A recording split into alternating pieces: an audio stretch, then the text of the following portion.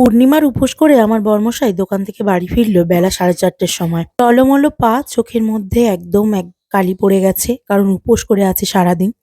আমি অনেক কিছুই কিনে আনতে বলেছিলাম এই দিন। সত্যি বলতে আমার খুব খারাপ লাগছিল যে আমি এগুলো কিনে আনতে বলছিলাম।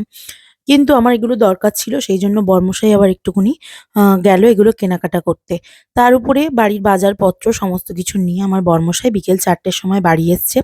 একটু পরে ও জামাকাপড় চেঞ্জ করে আরও একবার স্নান করবে, করেও কিন্তু পুজো দিতে যাবে। তার আগে তোমাদের দেখাই কি এনেছে। সত্যি বলতে আমার বর্মশাই অনেক কাজের মধ্যে থাকে এবং হার মানতে মানা। তোমরা ওর মুখের দিকে দেখলে বুঝতে পারবে আজকে ওর কতটা কষ্ট হচ্ছে। অনেকেই বলো দাদাভাই ভালো, দিদিভাই ভালো, কিন্তু সত্যি বলতে কর্ম না করলে কিছুই ভালো হয় না। কোনো পুরুষ মানুষ যদি বসে থাকে তাহলে তাকে অনেক কথা শুনতে হয়। সেই জন্য আমার বরমশাই কখনোই বসে থাকে না এবং জীবনের প্রতি কখনো হার মানে না। তোমরা যারা বলো আমরা খেয়ে মোটা হচ্ছি, আমরা অনেক অনেক পরিমাণ খেয়ে ফেটে যাচ্ছি, মোটা হয়ে যাচ্ছি, তাদেরকে বলবো যে আমরা অনেক অনেক করে খাই না, কিন্তু আমরা অনেক অনেক স্বপ্ন দেখি, অনেক অনেক আশা রাখি জীবনে বাঁচার। সত্যি বলতে এই মোটা ভগবান আমাদের কেন করেছে জানি না।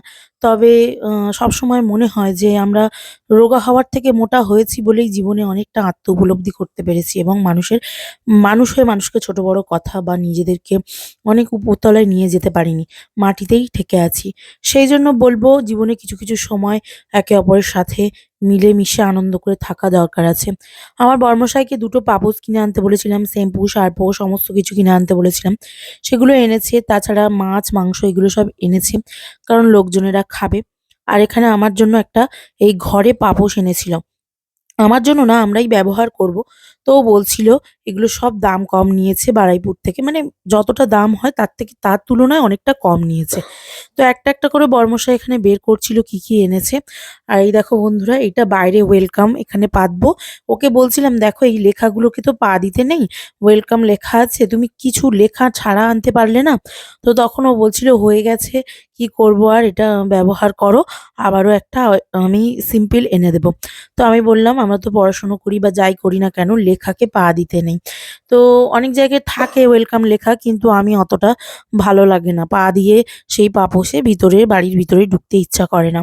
কারণ লেখা সবসময় সরস্বতী ঠাকুরের প্রতীক এবং যারা জানো তারা হয়তো আমার কথাটা একটু বুঝবে। যাই হোক, এই পাপোশটা আমার আগে ছিল খুব ছোট্ট এবং অতটা ভালো লাগছিল না ঘরে। তো আমি এটা তুলে রাখছি। তার জন্যই আমি ওকে পাপোশ আনতে বলেছিলাম।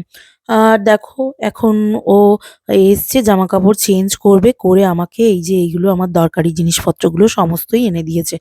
সত্যি বলতে আমি বাড়ির বাইরে কোথাও বেরোই না। সবসময় ঘরে থাকি এবং আমি মনে করি ঘরের মধ্যে থেকেও অনেক কিছু করা যায়, যেটা চেষ্টা থাকা দরকার আছে।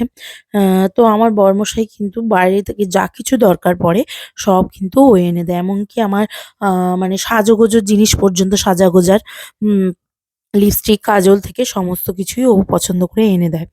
তো ওইজন্য আমাকে বাইরে যেতে হয় না। আমি কখনো বাজার ঘাটে যাই না, তোমাদেরকে আগেও বলেছি। আর এই যে আমি শুধু বলছিলাম যে, "তুমি তাড়াতাড়ি একটু রেস্ট করো। যা এনেছো, এনেছো, পরে আবারও দেখাবো।" তো বলতে ও একটা পাপোশ সেখানে বেঁধে রেখে দিয়েছিল। তারপর ভাবলাম না, দুটোই দুটোই পাতা যাক, একটা ঘরে আর একটা বাইরে। তো এটা ১ম এ বেঁধে রাখছিল, আবার খুলে পাইতে দিয়েছি। চলো আজকের ভিডিওটা এই পর্যন্ত। টাটা বন্ধুরা।